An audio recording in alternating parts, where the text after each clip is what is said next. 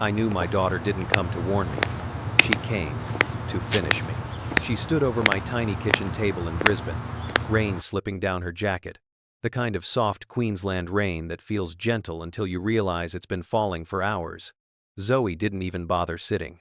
She just looked at me with that sharp, corporate stare she learned long before she ever learned patience. "Dad, you're getting nothing from Mum's will. Not a cent." After 7, she said it like a verdict, like a judge pronouncing a sentence she believed I deserved. For a moment, all I heard was the rain tapping the tin roof. It had been my only companion for years. The one sound that didn't accuse me, didn't ask me to explain, didn't remind me of everything I'd lost. Before I tell you how a father uncovered the truth, tell me where you're watching from. And if you've ever felt betrayed by the people closest to you, make sure you're subscribed. You'll understand this story more than most. Zoe crossed her arms, shifting her weight like she needed the strength of her own posture to hold herself together. "The estate is Mum's legacy," she said. "She didn't want you touching it. She made that clear." Indra spat. I wanted to ask her who told her that, but the answer was already sitting in her voice. Lawyers, executives, people who had shaped her into a fighter who always assumed the worst of me. "What changed your mind about coming here?" I asked instead. Zoe blinked, irritated. "She would have wanted me to tell you." That said, no, she wouldn't. My wife had spent the last year of her life refusing to see me, drowning in anger and fear, convinced I had betrayed our company, betrayed our family, betrayed her, even when the truth was far more complicated. But I didn't argue. Not then. Zoe turned toward the door. She hesitated only once, her fingers tightening on the handle. "You shouldn't show up at the will reading," she said quietly. "It'll only embarrass you." Actuals. Then she walked out into the rain. The door closed, and silence rose like fog around me. For 12 years, silence had been my punishment. It greeted me every morning when I made coffee in a mug my wife once held. It followed me every evening as I reviewed tax slips for people who never asked about my past. It crept into the corners of my small rental when the sun went down and the city lights flickered through my blinds.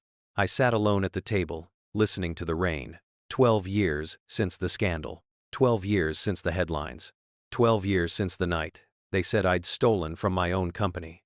Our company, and Zoe had looked at me like I'd become a stranger she needed to escape. I tried to breathe away the sting of her absence, but grief has a way of settling into the bones. My laptop buzzed. A soft, simple notification. But when I looked at the screen, something in me shifted. An email. No subject. No sender. Just a single attachment. "What? She never told you." PDF. I stared at it, my pulse kicking once, hard. After everything that had happened, someone still had my name in their mouth. Someone knew something. The rain hammered harder. The room felt colder. I didn't open it. Not at first. Instead, I went to the counter, filled the kettle, and tried to steady my breathing the way I'd taught myself during all those years of rebuilding a life from scraps. A life where I no longer belonged to boardrooms or conference calls. A life built on cash receipts from small businesses in the neighborhood. A life where kindness mattered more than titles. But when I carried the mug back to the table and saw the email still glowing on the screen, I felt the past pressing against my ribs.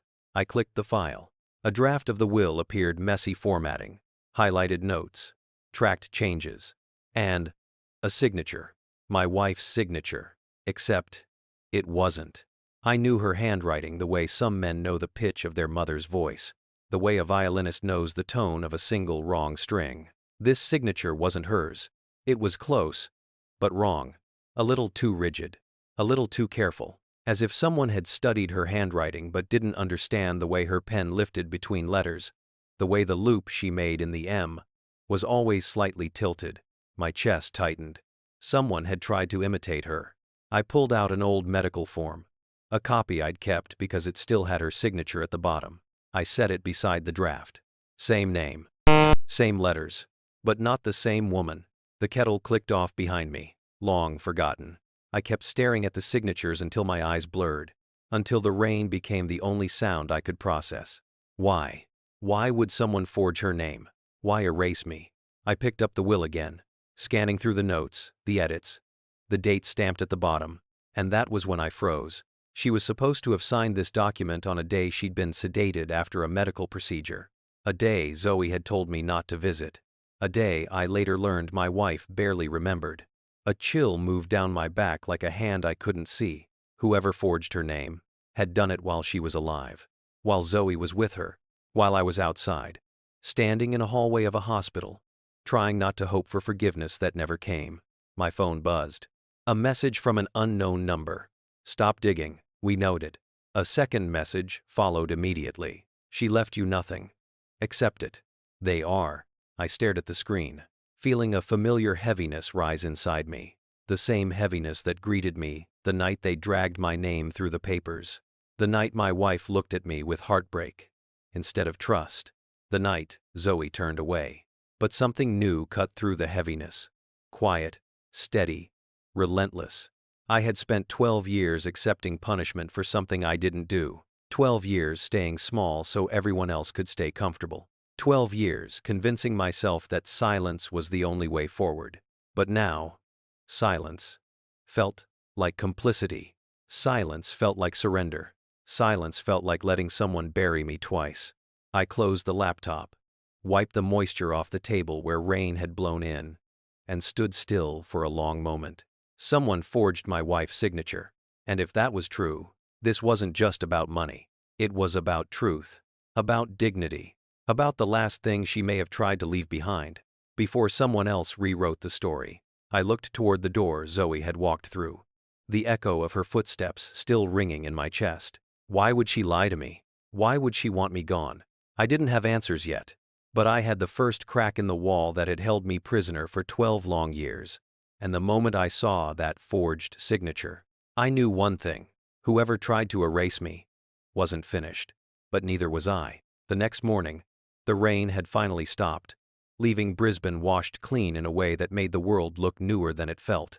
I stood by the window of my small rental, holding the draft will in one hand and the old medical form in the other. Two signatures that should have matched, yet didn't. I couldn't shake the feeling that the truth was sitting just beneath the surface, waiting for someone brave enough or foolish enough to dig. And maybe I had been both. Once. Maybe I still was. I laid the papers gently on the kitchen table, the same table where Zoe had stood the night before, delivering her verdict. Her confidence had been absolute, her voice steady, but her eyes, they'd flickered when she said I deserved nothing, as if she was repeating something someone else had drilled into her. I wasn't thinking about revenge. Not yet. I just needed to understand why. I opened my laptop again, scanning through the metadata of the PDF. It had been created at 2:13 a.m., 3 days before my wife died.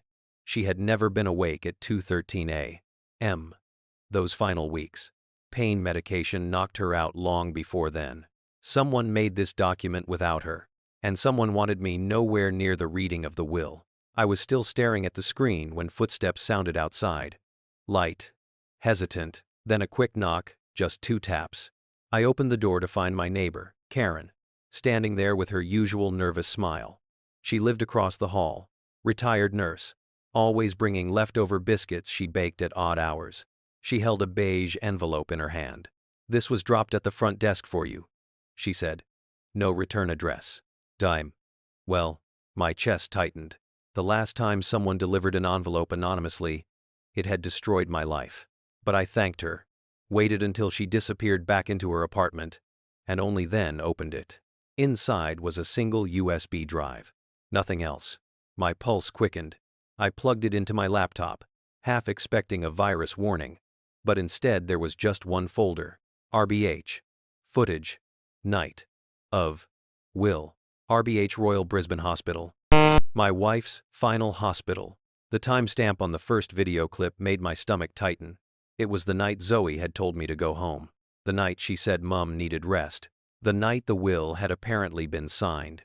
The footage showed the hallway outside my wife's room. Nurses moved past occasionally. Soft shoes against linoleum. Then, at 11:06 p.m., a woman stepped into the frame. Brown hair, slim build, business coat, carrying a folder, thick with documents. She turned slightly toward the camera. Not enough to reveal her full face, but enough for recognition to tug at me like a hook lodged behind my ribs. It looked like Zoe. She entered my wife's room and closed the door behind her. The video ended there, fading to black. I exhaled slowly, fingers pressed against my forehead. Maybe she had simply been visiting. Maybe she brought flowers or comfort. Maybe the folder had nothing to do with a will. I wanted to believe that. God. I wanted to believe that. I clicked the next file. This one showed a different angle, an external security camera near the staff elevators. A man in a charcoal suit stepped into frame. Tall, sharp posture. The kind of expensive haircut that suggested he owned more cufflinks than the average person owned socks. He held a leather briefcase and glanced around before entering the elevator. There was a timestamp. Iced. Osemintrideset ply. M. 18 minutes after Zoe. I didn't recognize him until I paused the video, zoomed in, and saw the initials engraved onto the briefcase latch. He dies. He dies. Rest. It too. Harrington, a corporate lawyer known for cleaning up complicated matters. My breath stalled. Zoe. Harrington. Documents. Something had gone terribly wrong in those final days, and the truth was splintering out in pieces I wasn't sure how to hold. Before I could watch another clip, my phone buzzed. Unknown number again. Don't show that footage to anyone. Ack. I felt the hair rise on the back of my neck. The messages weren't threats, not exactly, but warnings. Warnings from someone who didn't think I would fight back. They were wrong. I forwarded the footage to myself, removed the USB, then slipped it into a small tin box, where I kept things that mattered. Old photos. A seashell my wife once collected. A letter Zoe wrote in grade 6 that said, "You're my hero, Dad." I didn't know why I kept it. Maybe because I didn't want to forget that once she saw me as something good. I closed the box gently. I needed someone who could read between the legal lines, someone who didn't work for the company my wife built, someone who had nothing to gain by lying. There was only one person who fit. Mitchell, my wife's former colleague, an independent lawyer in Brisbane who had always treated me with respect, even when the newspapers painted me as a thief. I dialed his number. He answered on the third ring, voice calm and steady, like he'd been expecting my call. "Tom," he said. "I wondered when you'd reach out. Is back." I swallowed. Did my wife ever revise her will? To arc. Silence on the line. Then a slow, measured breath. "Yes," he said. "She did. And she asked me to oversee the draft." Has all read. My heart hammered. So why wasn't I told anything? Well, sads. End quote. Because someone deleted the digital files before I could finalize them, he replied quietly. I couldn't prove who, but the access logs weren't subtle. Airy. I already knew what he was about to say. Still, hearing it felt like a punch to the gut. The deletions were made using Zoe's account, he said. The room swayed. Just a little. I pressed my thumb against the table to steady myself. Mitchell, did the original will leave something for me? That's of the dated descriptions of the first. Yes, he said. Something significant. I know to action. I closed my eyes. 12 years of silence. 12 years. Believing my wife died angry at me. 12 years thinking I wasn't worth a single page of her legacy. But she had tried. She had tried to make it right. And someone else had erased me. Mitchell hesitated before speaking again. Tom, I need you to come to my office. There's something you should see. And you're going to want a clear head when you see it. Number 5. My throat tightened. What is it? Act at. A letter, he said. Written by your wife. Addressed to you. And sealed. Who eyes? The world seemed to narrow down to my breath. The rain-darkened window. The sound of my pulse. 12 years of aching. 12 years of unanswered questions. 12 years of being forgotten. And suddenly, there was a letter. I'll come right now, I said. As I grabbed my coat, another message flashed onto my phone. Stop this, Tom. You don't know what you're stepping into. Tuar. End quote. I looked at the screen, felt the fear, then felt the truth rise above it. I had spent too long stepping away from everything. Now, finally, I was stepping towards something. And whoever sent that message, they were right about one thing. I didn't know what I was stepping into, but I was going to find out.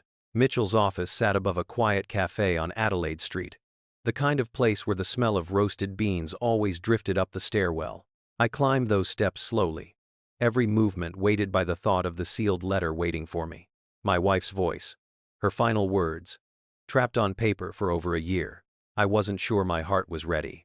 Mitchell opened the door before I knocked. His face was lined, tired, but steady. He'd always carried a gentleness that made people trust him. "Tom," he said softly. "Come in." Adavast. I stepped into the office.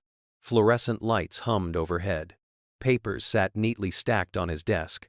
A kind of order I'd forgotten could exist. He gestured to the chair across from him, then opened a locked drawer. And there it was. A cream envelope. Sealed. My name written in handwriting I knew better than my own. I didn't reach for it. "Not yet. Before you read it," Mitchell said. "You need context." The stantress. He slid a folder across the desk. Inside were printouts, email logs, timestamp screenshots, signature comparisons. All things I had begun collecting in my mind, but seeing them laid out made my breath hitch. "The night your wife asked me to help revise her will," he said. "She called from her hospital bed. She was scared, but clear. She said she wanted to repair what had been broken. She asked me to ensure you were protected, and that Zoe understood the truth someday." Day. His words felt like a wave hitting a long dry shoreline. My wife trying to fix things, trying to reach me, trying to leave something honest behind. But before I could finalize anything, Mitchell continued. "Someone accessed my system. Someone with Zoe's credentials." He test. "We have not." 8. I stared at the sheet he handed me. A login timestamp, a deletion entry, a digital erasure of her mother's wishes. In my chest, something cracked. Not anger, not grief, just a tired ache that felt older than my bones. "Tom," Mitchell said, leaning forward, "your wife did not blame you. She knew you had taken the fall to protect Zoe. She understood that before the end." Welvers, my breath caught. I hadn't heard words like that in 12 years. "And the footage?" I asked quietly. "The USB? Well," Mitchell nodded. "I sent it." "Well," my eyes darted up. "You? That. I needed you to see the truth with your own eyes. You wouldn't have believed it otherwise." He paused. "But there's more. Just Cly." He reached into the folder again and pulled out a printed document, an unfiled amendment draft, highlighted, annotated, and on the final page, a line written in my wife's unmistakable handwriting. "Tom deserves peace. Give him what I couldn't in life. Ask us." My throat tightened. For a moment I couldn't speak. "She wanted to give you a chance to rebuild," Mitchell said, "and to give Zoe a chance to grow. But someone interfered." With some time, there was a quiet knock on the door. Mitchell frowned. "I'm not expecting anyone." 80. The Wations of classed. He opened it only to find a small padded envelope on the floor. No sender. Again. He brought it inside and handed it to me. My fingers trembled slightly as I opened it. Inside was a single sheet of paper, printed. Anonymous. "You are walking into a trap at the will reading. Leave Brisbane. Don't come back." Tens. No signature, no explanation, just a warning. Cold and blunt. Mitchell's jaw tightened. "This is intimidation." "Well, dat. It's fear," I murmured. "Someone is afraid of the truth being heard." And it was offered. We sat in silence for a moment. The city's noise drifted in through the window traffic, distant voices, a bus braking at the curb. Life went on. Mine had been stuck for 12 years, but everything outside continued moving. I reached for the letter. My wife's letter. The envelope felt warm in my hands, as if her touch still lingered. My breath trembled as I broke the seal. The paper inside was neatly folded, smelling faintly of lavender, the scent she used to wear. Her handwriting swept across the page in soft, steady lines. "Tom, if you're reading this..." Then I ran out of time to say these things myself. I swallowed hard, forcing myself not to skip ahead. "I know what you did for Zoe. I know you took the fall so she could have a future. I didn't understand it at first. I was angry. I was hurt. But I know now. And I'm sorry." The word sorry looked fragile, as if she'd pressed the pen too softly, unsure if the page could carry that much weight. I'm trying to repair what I broke. I want you to have the company so you can rebuild it the way it should have been. With integrity. With compassion. Things I forgot to value. My fingers tightened around the page. Zoe will not understand at first. I failed her in ways I never meant to. But she is not lost. She just needs the truth. A tremor spread through my hands. 12 years of silence, broken by her final confession. I kept reading. If she ever becomes the woman she was meant to be, give her what I couldn't. Give her the chance to lead. But only when she understands what leadership means. I exhaled slowly. The room felt too still. And Tom, forgive yourself. You didn't fail us. I failed you. My vision blurred. I set the letter down before I ruined it with tears I didn't want to shed in front of another person. Mitchell's voice softened. She meant every word. I nodded, unable to speak. But something inside me, something long buried, began to rise. Resolve. Purpose. A quiet fire that had been smothered by grief for too long. I straightened, wiping my eyes. When is the will reading? I asked. Friday, Mitchell said. Supreme Court Annex. He won. I'll be there. Hazine. This. He studied me. You know Zoe will fight this. I know, I said. But I'm not fighting her. I'm fighting for the truth. Writer. I stood, slipping the letter carefully into my jacket. As I left the office, another message arrived on my phone. You've been warned. Don't step into that room. Data. For the first time in 12 years. I didn't step back. I stepped forward. Toward the truth. Toward justice. Toward whatever waited for me on Friday. Even if it shattered what little peace I had left. Friday arrived with a sky the color of steel. The kind that warned rain but held it back just long enough to make you uneasy. I stood outside the Supreme Court Annex. Hands tucked into my jacket pockets. The letter from my wife folded over my heart. It felt like armor. And a wound at the same time. People streamed inside, lawyers in crisp suits. Board members from the company.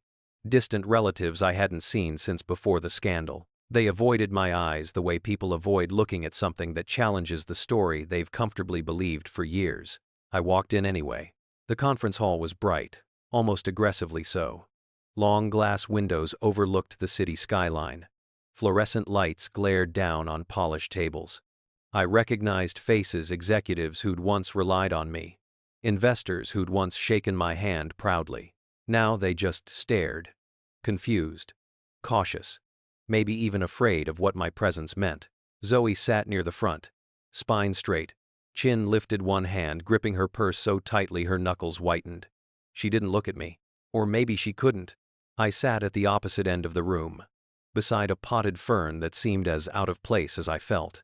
The murmur of conversation died instantly when Mitchell entered with a woman I didn't recognize, a senior estate lawyer wearing glasses that reflected the entire room.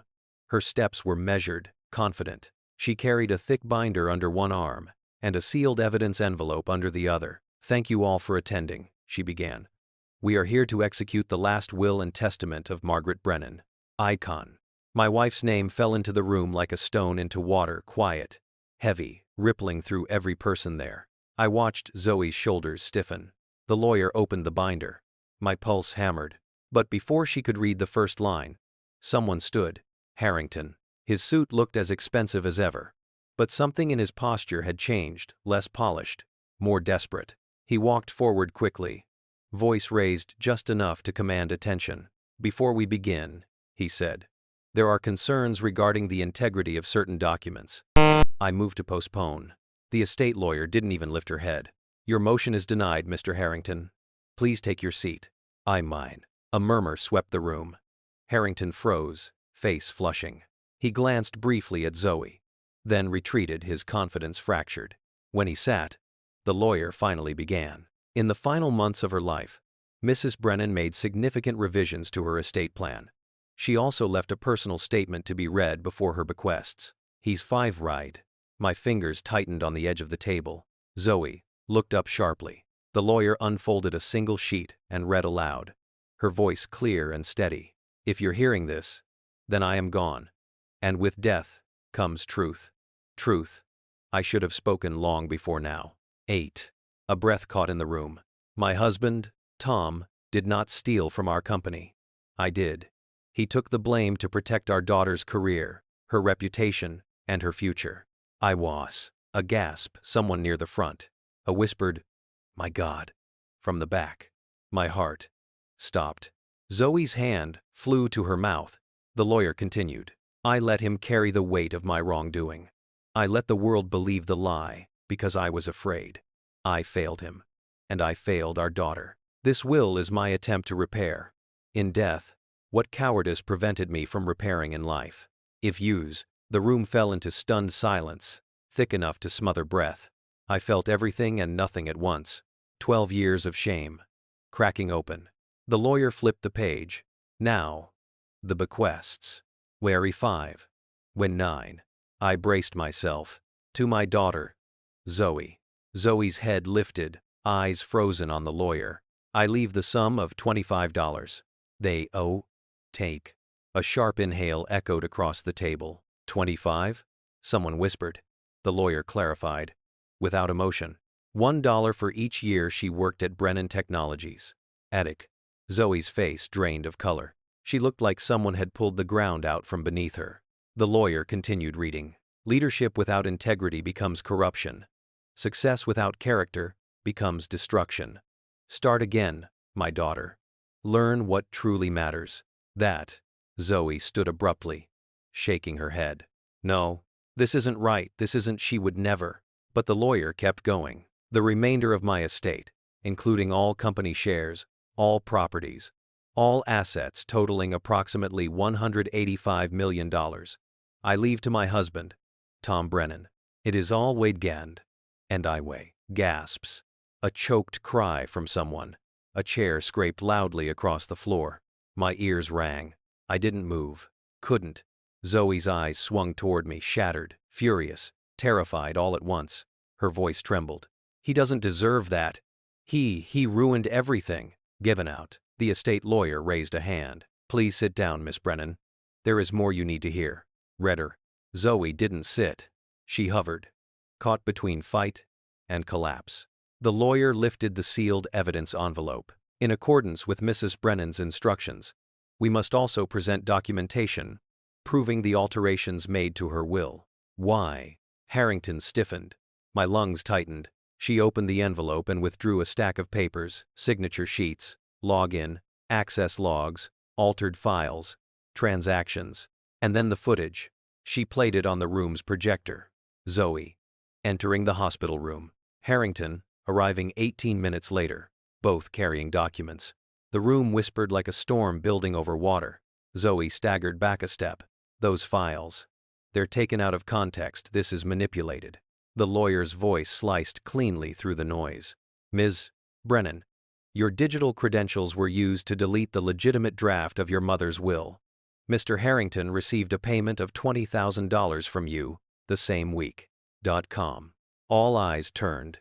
Harrington opened his mouth, but security officers were already approaching. No, Zoe whispered. No, please, he told me. Mom wanted, he said. But Harrington was already being escorted from the room, protesting weakly. Zoe sank into her chair as though her bones couldn't hold her upright. And then, the lawyer lifted one final document. A handwritten letter from Mrs. Brennan. Addressed to Tom. We could never weigh.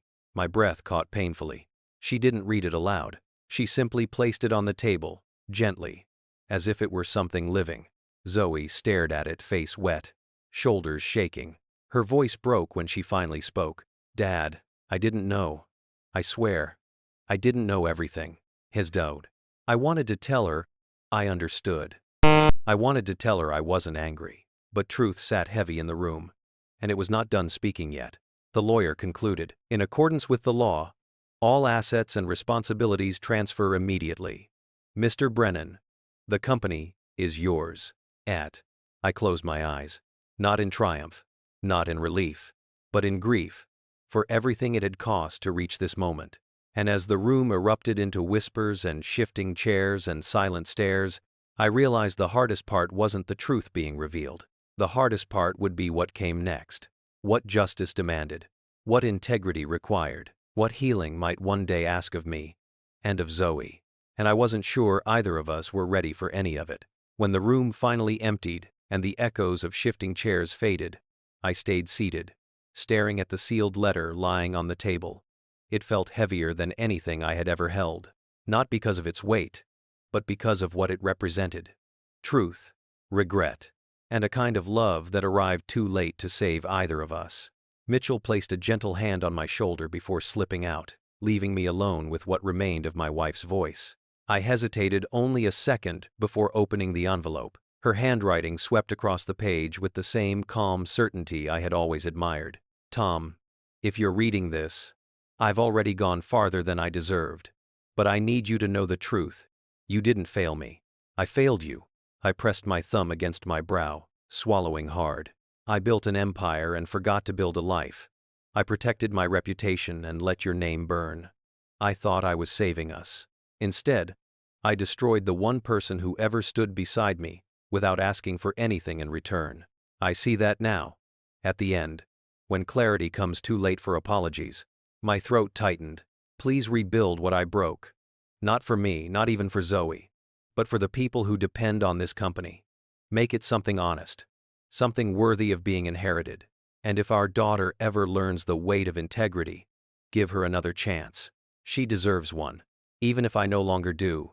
The words thinned near the bottom of the page, the ink lighter, as if her strength had faded as she wrote. I held the page to my chest for a long, quiet moment. Footsteps approached. I looked up to see Zoe standing in the doorway, arms wrapped around herself as though trying to hold her life together with her bare hands.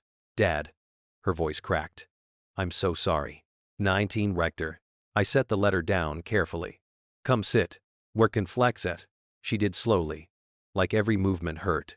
Her eyes were red, but not from anger, from loss, from shame, from realizing the foundation she'd built her life on wasn't stone, but sand. I thought Mom hated you, she whispered. I thought you ruined everything. Harrington told me she wanted you cut out. He said you'd made her life hell. I just believed him. 80. I nodded. People believe the story that hurts the least. Guessed. She wiped her cheek with the back of her hand. I didn't know he was lying. I didn't know about the money. I didn't know the login he used was mine. I should have checked. I should have asked you. I should have.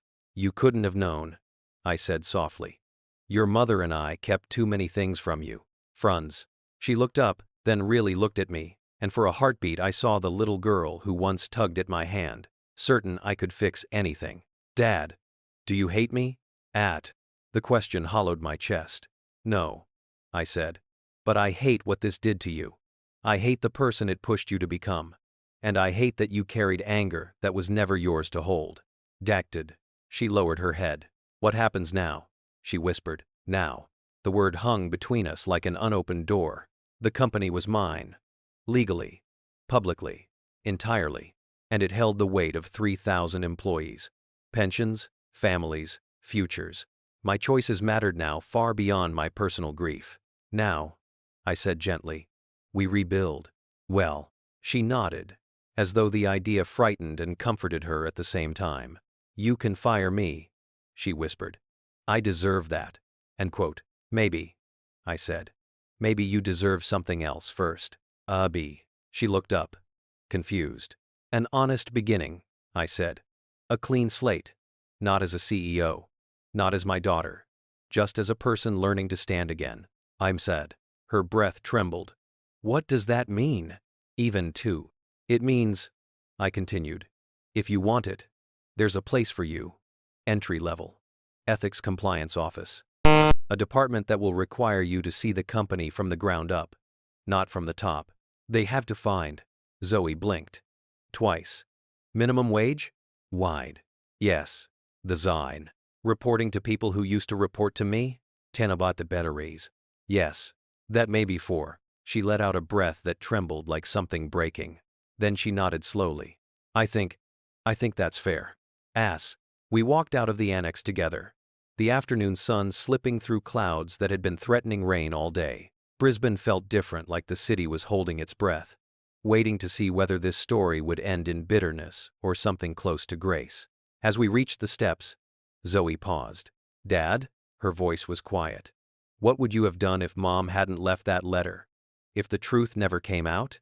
And I considered the question, feeling the weight of 12 years settle across my shoulders. I would have kept living, I said. Maybe small, maybe quiet, but I would have kept going. Because forgiveness isn't something you wait for. It's something you choose. End quote. She nodded, absorbing that. We stood beside each other while people filtered past lawyers, board members, strangers carrying folders and umbrellas. None of them knew the full story. None of them knew the tears held back, the years lost, the truth finally unearthed. But we knew. And that was enough. Later that evening, when I returned to my small apartment, I stood by the window, watching the last stretch of daylight fade across the river. I thought of my wife, her brilliance, her mistakes, her love that had been twisted by fear. I thought of Zoe broken open but finally willing to grow. I thought of myself older, battered, but no longer carrying shame that didn't belong to me. Justice had arrived. Slow, painful, imperfect, but real. I breathed it in like the first clean air after a storm. And as the room grew quiet around me, I whispered the truth I had earned the right to finally speak. We are not defined by the lies told about us. We are defined by what we do once those lies fall away. Tell me, would you forgive them? Or would you choose justice? Subscribe for the next true Canadian family story. And tell me, what city are you listening from?